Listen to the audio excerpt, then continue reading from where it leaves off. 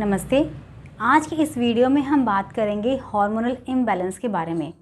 आखिर ये hormonal imbalance क्या होता है, इसके पीछे क्या कारण हैं और आप उन्हें बिना मेडिसिन के किस तरह से ठीक कर सकते हैं। तो चलिए शुरुआत करते हैं। हार्मोनल इम्बैलेंस क्या है? हमारी बॉडी में कई सारे ग्लैंड्स हैं जो कि हार्मोन्स को सिक्रीट करते हैं, जैसे थायराइड ग्लैंड है, पिट्यूटरी, हाइपोथैलेमस। ये सारे बॉडी में अलग अलग ग्लैंड्स होते हैं। हर ग्लैंड के अकॉर्डिंगली जो हार्मोन्स होते हैं उनके अलग अलग फंक्शंस होते हैं। लेकिन हमारे डेली रूटीन और खाने पीने की वजह से इन सब के जो हार्मोन्स हैं इनकी सिक्रीशंस या तो बहुत कम होने जाती हैं या बहुत ज़्यादा होने लग जाएं, तब उसे हार्मोनल इम्बैलेंस कहते हैं।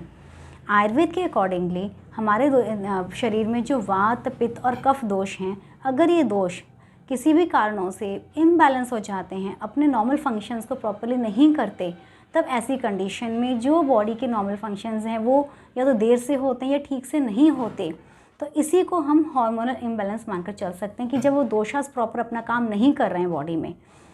और इसके बहुत सारे कारण हैं। हम इस इम्बैलेंस के कारणों को देखें तो उसको हम दो पार्ट्स में डिवाइड कर सकते हैं, हमारा डेली रूटीन और हमारा खाना पीना। तो डेली रूटीन की क्या चीज़ें हैं, क्या बातें हैं जिसकी वजह से ऐसा इम्बैलेंस हो रहा है बॉडी में, और एक हमारा खाना पीना किस तरह का है, क्या है, उसके बारे में बात करते हैं। अब डेली रूटीन सबसे पहले हम बात करेंगे कि सबसे पहले सुबह सोकर उठने का समय, रात को सोने का समय और बीच में जो गैप होता है, जो दोपहर के समय पे हम काफ़ी टाइम, कुछ लोग होते हैं जो 2 से 3 घंटे के लिए सो जाते हैं।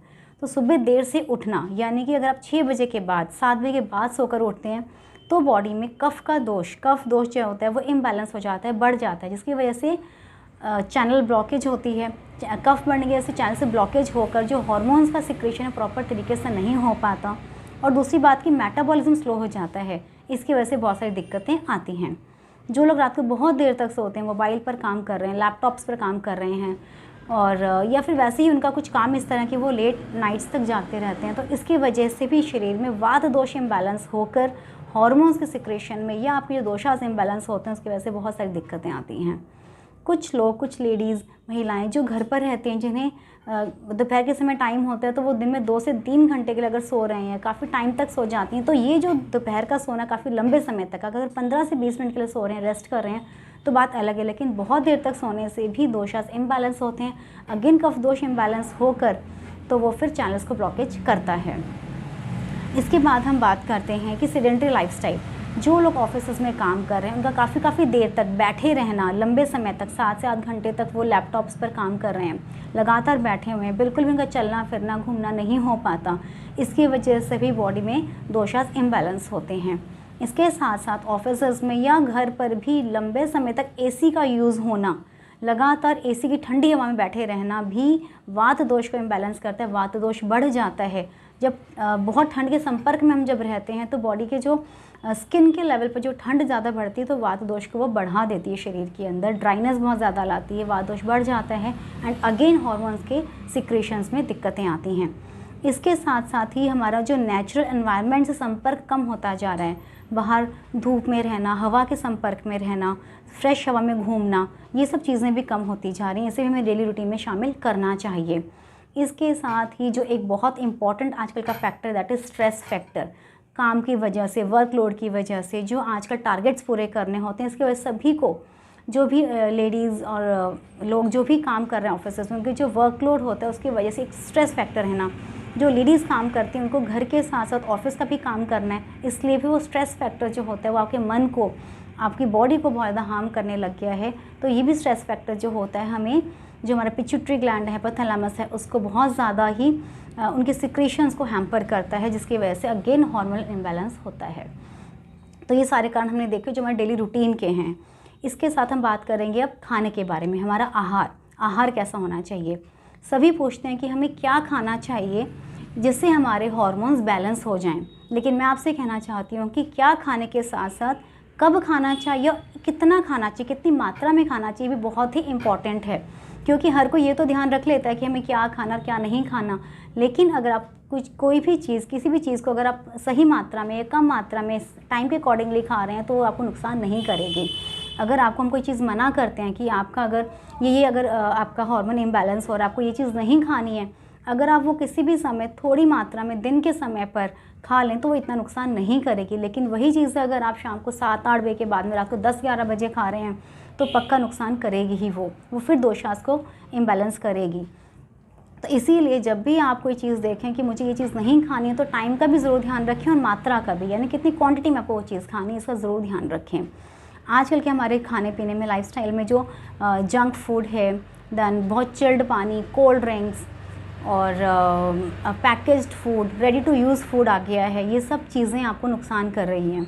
इसके साथ साथ जो पेस्टिसाइड्स का बहुत ज़्यादा यूज़ हो रहा है, केमिकल्स यूज़ हो रहे हैं, प्रिजर्वेटिव्स यूज़ हो रहे हैं, देन इन सब चीज़ें, आर्टिफिशियल कलर्स यूज़ हो रहे हैं, आर्टिफिशियल उसमें फ्लेवर्स आ गए हैं बहुत सारी चीज़ों में, मैदे का बहुत ज़्यादा यूज़ हो जाना, ये सब छोटी छोटी चीज़ें हैं जो हमारे डेली खाने में जो हम लोग यूज़ कर रहे हैं, मैगी, नूडल्स, पास्ता या फिर मोमोज़, इस तरह की जो चीज़ें हैं जिसमें मैदा बहुत ज़्यादा है, नमक बहुत ज़्यादा मात्रा में है, ये सब चीज़ें हमारी बॉडी में जाकर दोषास को इम्बैलेंस करती हैं, अग्नि को मंद करती हैं, जिसकी वजह से एक समय प्रॉपर समय पर प्रॉपर हार्मोन सिक्रेशन नहीं हो पाता, चैनल्स ब्लॉकेज होती हैं और उसकी वजह से दोषास इम्बैलेंस होकर फिर वो जो हार्मोन्स होते हैं वो प्रॉपर सीक्रेट नहीं हो पाते, या तो मात्रा बहुत कम हो जाती है, बहुत ज़्यादा हो जाती है। अब हम बात करेंगे कि अगर हमें इन दोषास को बैलेंस करना है, अपने हार्मोन्स को बैलेंस आउट करना है, तो हम नेचुरल तरीके से क्या कर सकते हैं। तो जो जो चीज़ें हमने डिस्कस कर रही हैं पीछे, उन सब का आपको ध्यान रखना है। जैसे अगर आप ऑफिस में काम कर रहे हैं, आपके 7 से 8 घंटे बैठने की अगर जॉब है, तो आप बीच में हर 2 घंटे बाद उठ के 5-10 मिनट के लिए वॉक कर सकते हैं। मॉर्निंग आवर्स में आप योगा कर सकते हैं, मेडिटेशन कर सकते हैं, यहाँ कहीं आसपास पार्क में जाके 5-10 मिनट की वॉक कर सकते हैं, कुछ एक्सरसाइज पर ध्यान दे सकते हैं। सुबह टाइम पर उठना, अगर आपका जॉब लेट नाइट तक है तो थोड़ा सा कुछ इसमें एडजस्टमेंट करके कुछ थोड़ा जल्दी सोने का कुछ एडजस्ट करना चाहिए। सुबह एटलीस्ट 6 नहीं तो 7-7:30 तक, 7 o'clock तक उठ जाना चाहिए। और क्योंकि सुबह के समय पे जो एक नेचुरल अर्जेस होते हैं हमारे बॉडी के, वो बहुत अच्छी तरीके से, नेचुरल अर्जेस जो होते हैं वो अच्छे तरीके से पास होते हैं, जिसकी वजह से अगेन अग्नि मंद नहीं होती। तो ये हमें बिल्कुल ध्यान में रखना चाहिए। नेचुरल एनवायरनमेंट में ज़रूर जाना चाहिए, फ्रेश हवा, धूप में हमको निकलना चाहिए थोड़ा सा। इसके साथ साथ एसी का बहुत ज़्यादा यूज़ नहीं करना चाहिए। अगर एसी का टेम्परेचर अगर आप एडजस्ट कर सकते हैं ऑफिस में, तो थोड़ा सा कम की तरफ उसे रखना चाहिए। बहुत ज़्यादा ठंडे मौसम में रहने की वजह से भी नुकसान होता है, तो उसका टेम्परेचर थोड़ा बढ़ा कर रखना चाहिए।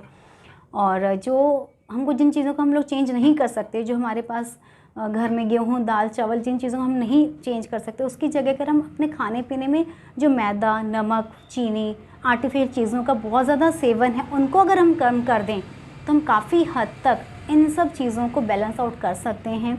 जो हार्मोन्स हैं उनको हम बैलेंस आउट कर सकते हैं। और फिर भी अगर 70-80% तो आपको इन सब चीज़ों का ध्यान रखने से ही आपके हार्मोन्स बैलेंस होने लग जाएंगे। फिर भी अगर कोई दिक्कतें अगर आती हैं तो आप बहुत अच्छी अच्छी आयुर्वेदिक मेडिसिन्स हैं, प्रोसीजर्स हैं, पंचकर्मा थेरेपीज़ हैं, जिनकी हेल्प लेकर आप इन सभी हार्मोन्स को बैलेंस आउट कर सकते हैं नेचुरल तरीके से। धन्यवाद।